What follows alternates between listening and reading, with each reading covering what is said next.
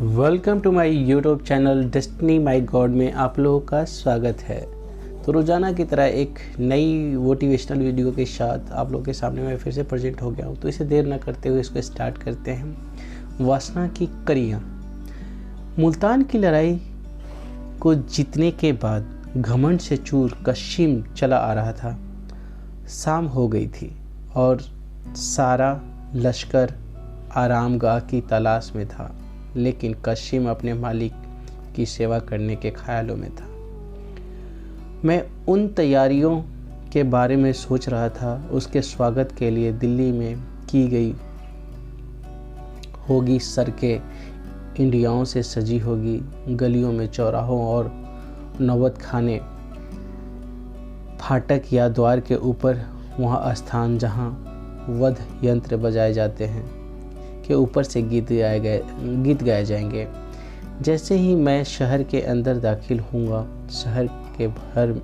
शहर भर में मेरे स्वागत के लिए लोग खुशियों से चिल्लाने लगेंगे। तोपों की सलामी दी जाएगी। शहर की सारी सुंदरी स्त्रियां मुझे देखेगी और मेरे ऊपर फूलों की बारिश करेगी। बड़े बड़े लोग मेरे स्वागत के लिए महल के द्वार तक आएंगे। मेरे दरबारों में पहुंचते ही हुजूर जैसे मुझे गले लगाने के लिए उठेंगे। मैं उनके पैर चूम लूँगा। वो समय कब आएगा? कसीम ने इन्हीं ख्यालों में झूमता हुआ घोड़े को भगाया और उसे कैदियों को झुंड में, घायलों सिपाहियों को, लश्कर को भी पीछे छोड़ दिया।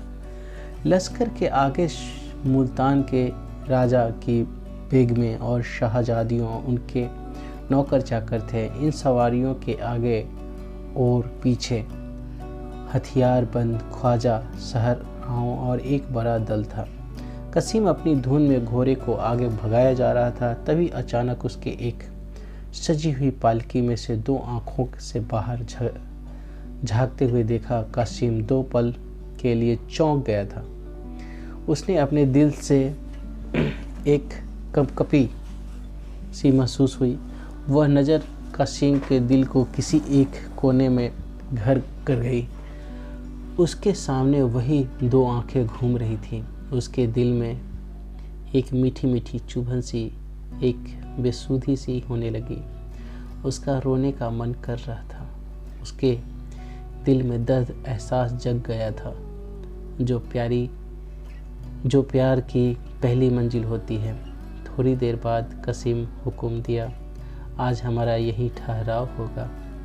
आधी रात गुजर चुकी थी और लगभग सारे लश्कर अपनी गहरी नींद सो चुके थे। पड़ाव के चारों ओर मसाले जलती दिख रही थी। जो जवान सुरक्षा में थे वो जमाइयाँ ले रहे थे, लेकिन एक कसीम था जिसकी आंखें में नींद बिल्कुल न थी। वो अपने आरामदायक खेम में बैठे हुए सोच रहा था कि क्या उस स्त्री को एक नज़र देख लेना कोई गुनाह है। माना कि वह मुल्तान की शहजादी है और मेरे हुजूर उसे महल में रखना चाहते हैं, लेकिन मेरी इच्छा तो बस उसके देखने भर की है।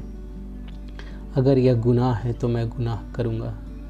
अभी तो मैं हजारों बेगुनाहों को मार कर लौटा हूँ और किसी एक नज़र देख लेना उस कत्लों में से बड़ा गुनाह नहीं हो सकता। वैसे भी कसीम की मुल्तान को फतेह करने वाले हीरो था। वो देर रात तक इसी विषय में सोचता रहा। फिर कसीम ने अपने खेम से बाहर निकलकर बेगमों के खेम को देखा जो थोड़ी दूर पर थी। कसीम अपना खेमा इन खेमों के नज़दीक जानबूझकर लगवाया था। बेगमों को खेमे के बाहर 5 सैनिकों पहरा दे रहे थे। कसीम ये सोचने लगा कि इन सैनिकों को क्या नींद नहीं आती? खेमे के चारों ओर इतनी रोशनी क्यों कर रखी है? कसीम ने अपने खास को आवाज़ लगवाई, मशरूर मशरूर। कसीम के पास आकर बोले, जी हजूर। कसीम बोला, ये मसाले बुझा दो, मुझे नींद नहीं आ रही है। मशरूर, जैसी आपकी मर्जी। यह कहकर मशरूर वहाँ से चला गया और मसाले बुझ गए। थोड़ी देर बाद एक सेविका शहजादी खेम से निकलकर बाहर आई और मसरूर के मसालों को बुझाए जाने के वजह पूछी। मसरूर ने कहा, सिपाहदार ने ऐसा करने को कहा तो तुम लोग चौंकने रहना, मुझे तो उसकी नीयत में खोट मालूम होती है। कसीम काफ़ी व्याकुल था। वो कभी लेट जाता, कभी टहलने लगता। वह बार बार अपने खेम के बाहर आकर देखता, लेकिन पांचों पहरेदार अपनी बड़ी बड़ी तलवारें लिए पहरे पर अटल थे। इसके बावजूद भी कासिम पर यही धुन सवार थी कि आखिर शहजादी का दर्शन कैसे हो। इसके आगे उसे न बदनामी दिख रही थी और न ही शाही गुस्से का डर। घड़ियाल ने रात के 1 बजाए, जिसने कासिम चौंक गया, जैसे कोई अनहोनी हो गई हो। कासिम इन सोच में पड़ गया कि अब तो कुछ ही घंटे में सुबह हो जाएगी। 3-4 घंटों लश्कर भी कुछ एक जगह से दूसरे जगह जाने कर देगा। कासिम यह सोचने लगा कि अब वक्त कम है, कल तक तो दिल्ली पहुंच जाएंगे। ऐसा ना हो कि सारे अरमान दिल में ही रह जाए। किसी तरह से इन पहरेदारों को चकमा देकर ये काम किया जाना चाहिए। कासिम ने एक बार फिर मसरूर की आवाज़ लगाई। मसरूर, जी हजूर। कासिम, बाहर कैसी ठंड है, नींद आ रही होगी ना? मसरूर, जी नहीं, जब आपने आराम नहीं किया तो मुझे कैसे नींद आ सकती है। इस पर कासिम ने कहा, मसरूर, मैं तुम्हें कुछ तकलीफ़ देना चाहता हूँ। तुम्हारे साथ जो ये 5 आदमी हैं, ज़रा उनके साथ लश्कर का चक्कर लगाकर आना। रात में कुछ सिपाही जुआ या फिर पास में के गांव में चले जाते हैं, पर काम ज़रा होशियारी से करना। मसरूर, पर हजूर, यहाँ तो पहरेदारी के लिए कोई नहीं बचेगा। कासिम, जब तक तुम नहीं आ जाते तब तक मैं यहाँ रहूँगा। मसरूर ने धीमी आवाज़ में कहा, हुजूर, मैं आपकी सभी चालों को समझता हूँ। इसके बाद 5 सैनिक लश्कर की तरफ चले गए। रास्ता साफ था, लेकिन अब कासिम को इस बात का ध्यान आया कि अंदर जाना उतना ही आसान नहीं है जितना वो समझ रहा था। अब चारों तरफ सन्नाटा था और कासिम दबे पांव शहजादी के खेम की ओर आया। खेम के पास आकर पहले कासिम को यह तसल्ली कर ली कि कोई हो न हो। जब उसने इत्मीनान हो गया कि उसने चाकू निकाला और कांपते हुए खेम की रस्सियां काट दी। अब खेम के अंदर जाने का रास्ता बना आया तो उसके अंदर एक दीपक जलता हुआ देखा और फर्श पर कोई सोई हुई 2 दासियों को पाया। शहजादी एक आरामदायक मखमली गद्दे पर लेटी हुई थी।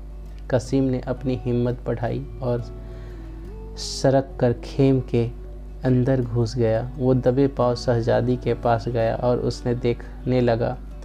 अब उसके अंदर वो डर नहीं था जो खेम के अंदर घूमते वक्त हुआ था। करीब 1 मिनट तक बिना पलक झपके कासिम शहजादी को देख रहा। कासिम शहजादी को खूबसूरती को देखता देखता ही रह गया।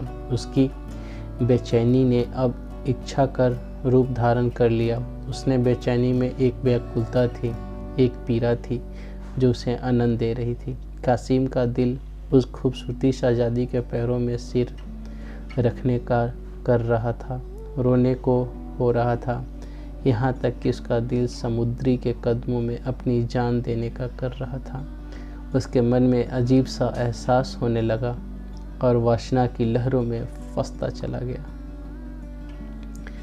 कासिम करीब आधे घंटे तक सुंदरी के पैरों को पास अपना सिर झुकाए बस यही सोचता रहा कि आखिर कैसे उसे लगाया जाए।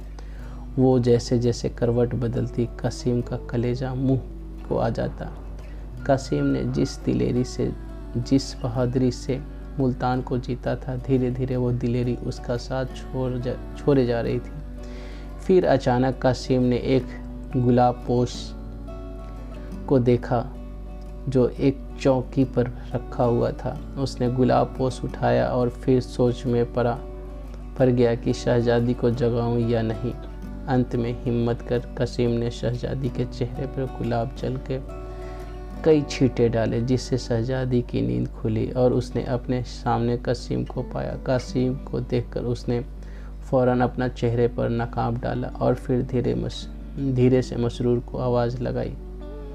इस पर कासिम ने कहा, जी वो मसरूर तो यहाँ नहीं है, लेकिन आप मुझे अपनी खादिम समझिए। शहजादी ने अपना नकाब ठीक किया और खेम के एक कोने में जाकर खड़ी हो गई। कासिम को आज पहली बार अपनी वाक शक्ति को लेकर यह एहसास हुआ कि वह कितना गंभीर आदमी है। उसे जज्बात को बयां करने में हमेशा झिझक होती थी। कासिम ने कहा कि मैं जानता हूँ कि मैंने गलती की है। आप इसकी सज़ा सही समझे वो मुझे मंजूर होगी। कासिम ने शहजादी के सामने आकर भरते हुए कहा, मैं वही बदनसीब इंसान हूँ जिसने आपके बुजुर्ग पिता और भाइयों को मारा है। मेरे ही हाथों मुल्तान की हजारों जवानों भी मारे गए हैं।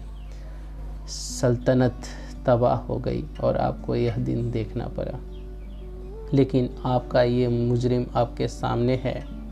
आपके एक इशारे पर आपके लिए निछावर हो जाऊंगा।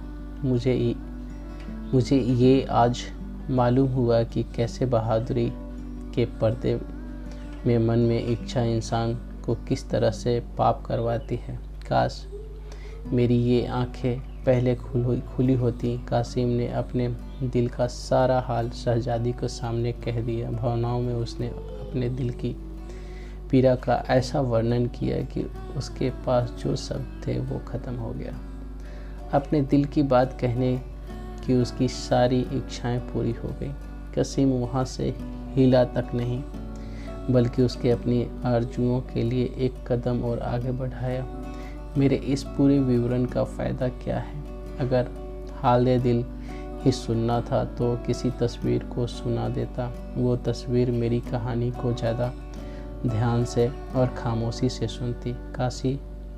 कासिम के दिमाग में बस यही चल रहा था कि काश मैं इस सुंदरी की आवाज़ सुन पाता। मेरे इस दर्द का उसके दिल पर क्या असर हुआ यह मालूम हो पाता। काश इस बात का एहसास होता कि जिस आग में मैं जल रहा हूँ उसी की थोड़ी सी आंच उधर भी पहुँच जा पाती। उसकी आवाज़ कितनी मीठी होगी। इस सुंदर शहजादी की आवाज़ सुनने में मैं कितना मज़ा आएगा। अगर कहीं वो मुझे प्यार करती होगी तो फिर मुझे खुशनसीब इस दुनिया में कोई और ना होगा। इन्हीं ख्यालों में कासिम दिल ही दिल खुश हुए जा रहा था। सबके बीच कासिम की दासियां की जागने और मसरूर के वापस आ जाने की धधक लगी हुई थी। कासिम ने कहा, एक हुस्न की मालिक ये खादिम आपकी कृपा का अधिकार रखता है, इसमें कुछ रहम नहीं करिएगा या? इस पर शहजादी नकाब के अंदर से ही कहा, जो खुद रहन पाने का अधिकारी हो वो दूसरों पर क्या रहन करेगा। मैं वही पंछी हूँ जिसके ना बोल या ना पर। शहजादी ने कहा, मुझे मालूम है कि कल शाम को मैं उसी जालिम बादशाह के आगे हाथ बड़े बड़े खड़ी रहूँगी। कौन शख्स ऐसी ज़िंदगी की इच्छा रखेगा? आगे शहजादी ने आह भरते हुए कहा, मुल्तान की शहजादी एक जालिम और पापी इंसान की वासना का शिकार होने को मजबूर है। आप मुझे मेरे हाल पर छोड़ दीजिए। मैं तो हूँ ही बदनसीब। ऐसा न हो कि आपको मेरे साथ साथ शाही गुस्से का शिकार बनना पड़े। दिल में बहुत बातें हैं, पर क्यों कहूँ, उससे क्या हासिल हो जाएगा। आप बहादुर भी हैं और आप खुददारी भी है। खुद आपको बरकत दे, खुदा आपको बरकत दे। मुझे आपसे कोई शिकायत नहीं है। मुझे आज मालूम हुआ है कि मोहब्बत कितनी पाक है, जो उस दमन में मुंह छिपाने से परहेज नहीं करती, जो मेरे अपने खून से परा है। आपसे मेरी बस यही विनती है कि आप इस गरीब को भूल मत जाना। ये पल मेरे दिल में हमेशा एक मीठी यादें बनकर रहेंगी। उसे कैद में यही सपना है मेरे दिल में को सुकून दिया करेगा। अब आप इसे सपने को तोड़िए मत और खुदा के वास्ते जाइए यहाँ से, इससे पहले कि मसरूर आ जाए। वो बड़ा ही जालिम किस्म का है। मुझे तो यह आशंका है कि उसने आपको धोखा दिया है। इसमें भी कोई शक नहीं कि कहीं वह यहाँ न छिपा बैठा हो। उसमें आप थोड़ा सा होशियारी रहिएगा। अब आप जाइए, खुदा हाफिज। यह सब सुनने के बाद कासिम ख्यालों में डूब गया। उसने जो कभी सपनों में भी नहीं सोचा था वह पूरा हो गया। वो गर्व से फूला न समा रहा था। वो अपने आप दुनिया का सबसे खुशकिस्मत इंसान समझ रहा था। कासिम के दिल ने कहा, मैं इस खूबसूरती स्त्री के लिए क्या कुछ नहीं कर सकता। मैं क्यों डरूं बादशाह से। मैं बादशाह का गुलाम नहीं हूँ। मेरी बहादुरी की किसी भी दरबार में कद्र हो सकती है। मैं इस गुलामी को जंजीर को तोड़ डालूंगा और एक ऐसे देश में जाकर बस जाऊंगा जहाँ बादशाह तो क्या उसके परिंदे भी ना आ सकेंगे। हुस्न का आशीर्वाद हो तो मुझे किसी और की चीज़ की इच्छा नहीं है।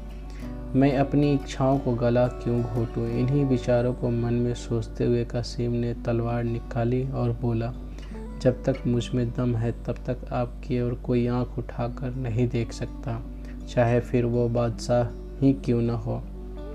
मैं दिल्ली के हर कूचे में खून की नदियां बहा दूंगा, पूरी सल्तनत को तबाह कर दूंगा। अगर कुछ नहीं कर पाया तो मर मिट जाऊंगा, पर आपका अपमान होते नहीं देखूंगा। शहजादी धीरे धीरे कासिम के करीब आई और बोली, आप पर पूरा भरोसा है मुझे, पर आप मेरे लिए थोड़ा तो सब्र करना होगा। आपकी खातिर मैं हर तरह की तकलीफ सह लूँगी। आपका प्यार ही मेरे लिए हिम्मत बनेगा। इस बात को यकीन है कि मुझे आप समझते हैं मेरे सहारा बनेंगे। न जाने तकदीर हमें फिर मिलाए या नहीं।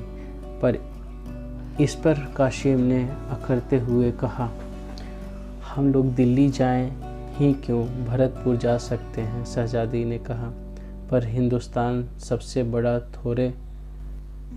से बाहर थोड़े न जा सकते हो। जंगलों और वीरानों में ज़िंदगी चैन से नहीं बीतेगी। आप असलियत में मुंह मत मोड़िए।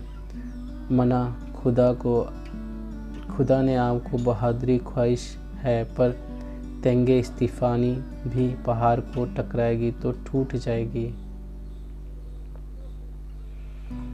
शहजादी की बात सुनकर कासिम को जोश थोड़ा ठंडा हुआ। कल्पना की दुनिया का जो भ्रम उनकी आंखों पर था वो हट गया। उसे अपनी बेबसी साफ दिखाई देने लगी। कासिम बोला, अगर आपको मेरे साथ जंगल में जिंदगी बिताना पड़े तो क्या मोहब्बत तो दुनिया की नमतें फीकी लगती हैं। इस पर शहजादी ने कहा, पर मुझे ये मंजूर नहीं है। अपनी भलाई के लिए मैं आपकी जान खतरे में डालूं। खुदा वो दिन कभी ना लाए जिसके लिए आपको बाल बाका भी हो। आपकी खैरियत और बहादुरी के खबरें ही मुझे उस कैद में तसल्ली देगी। मैं आपकी खातिर तो वह सब सह लूँगी ताकि अगर कभी मौका मिले तो आप 2-4 बातें कर सकूं।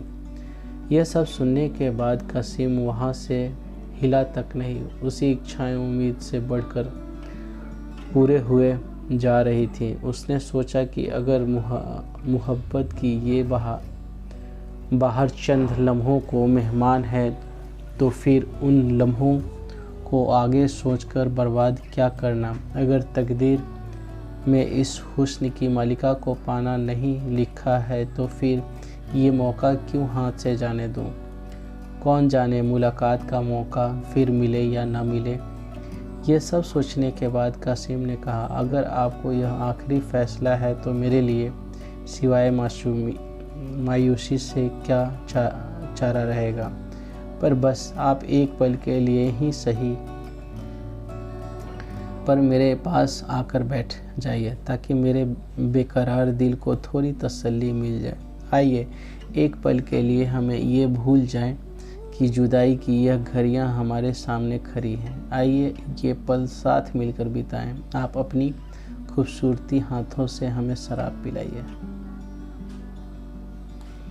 कासिम सब चीज़ों से बेखबर शराब पीता रहा। उसने इतनी शराब पी ली कि उसकी गर्दन झुक गई और आंखें लाल हो गईं। वो पूरी तरह से नशे में था।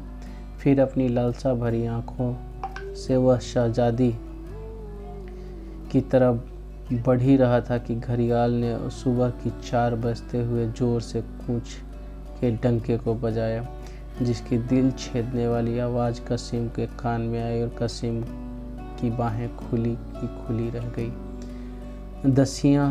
दासियाँ भी उठ बैठी और शहजादी भी वहाँ से उठ खड़ी हुई। बेचारा कासिम अपने दिल की इच्छा के लिए खेम से बाहर निकल आया। जब वह अपने खेम में आया तो उसका दिल कई सारी इच्छाओं से भरा हुआ था। उससे रहा ही नहीं गया और कुछ देर बाद इच्छाओं से लालसा के रूप में भरा। और अब जब वह बाहर निकला तो उसका मन बुरी इच्छाओं और लालच में भरा हुआ था। इसके मन इच्छाएं उसकी आत्मा के लिए लोहे की जंजीर बन गई थी। शाम का वक्त था और दिल्ली की सड़कें झाड़ियों सी सजी हुई थी, जिन पर कासिम मुल्तान के मोर्चे को जीतकर गर्व के नशे में चूर चला आ रहा था। गुलाब और केवेर के फूलों को खुशबू दिल्ली की सड़कों पर चारों तरफ फैली हुई थी। नौबत खानों से सुहानो राग गया जा रहा था। तोपों ने मोर्चों की अगुवाई में अपनी आवाज़ बुलंदी के नगर सुंदरियों खिड़कियों से देख रही थी। फूलों की बारिश हो रही थी। जब कासिम शाही महल के पास पहुंचा तो बड़े बड़े अमीर लोग उसके स्वागत के लिए कतार में बंधे खड़े थे। ऐसे सत्कार के बीच वो दीवाने खास में पहुंचा तो उसका दिमाग उस वक्त 7वें आसमान पर था। बादशाह के पास पहुंचते ही उसने शाही सख्त को चूम लिया। बादशाह भी मुस्कुराते हुए अपने तख्त से उतरे और कासिम के गले लगाने के लिए आगे बढ़े। कासिम अपने हुजूर के पैर चूमने के लिए झुका ही था कि मानो उसके सिर में एकाएक जैसे कोई बिजली गिरी। बादशाह का खंजर उसके गर्दन पर पड़ते ही उसका सिर शरीर से अलग हो गया। खून की छींटें बादशाह के पैरों में तख्त पर और उसके पीछे खड़े मसरूर की तरफ गिरे। नीचे पड़ा धर एक पल में ही ठंडा हो गया, लेकिन हसरत की मारी हुई दोनों आंखें देर तक दीवारों की तरफ ताकती रह गई। थोड़ी देर में वो भी बंद हो गई। लालसा ने अपना काम पूरा कर दिया था। अब तो बस सिर्फ हसरत बाकी थी, जो सालों तक दीवाने खास की दीवारों पर रही और जिसकी झलक अभी भी कासिम के मज्जार कब्र पर घास फूस की शक्ल में नज़र आती है। वासना की करियां कहानी से हमें शिक्षा यह मिलती है कि वासना, बुरी इच्छा बड़े बड़े बहादुर व्यक्ति को भी अंत की ओर ले जा सकती है। किसी भी स्त्री को बुरी नज़र से देखने वाले व्यक्ति का कभी भी भला नहीं होता, बल्कि उसका अंत ही होता है। तो ये स्टोरी आप लोगों को कैसा लगा, शेयर कमेंट करके ज़रूर बताइएगा। और ऐसे ही एक नए स्टोरी के साथ आप लोगों के सामने मैं फिर से प्रेजेंट होऊंगा। तब तक के लिए ऑल द बेस्ट।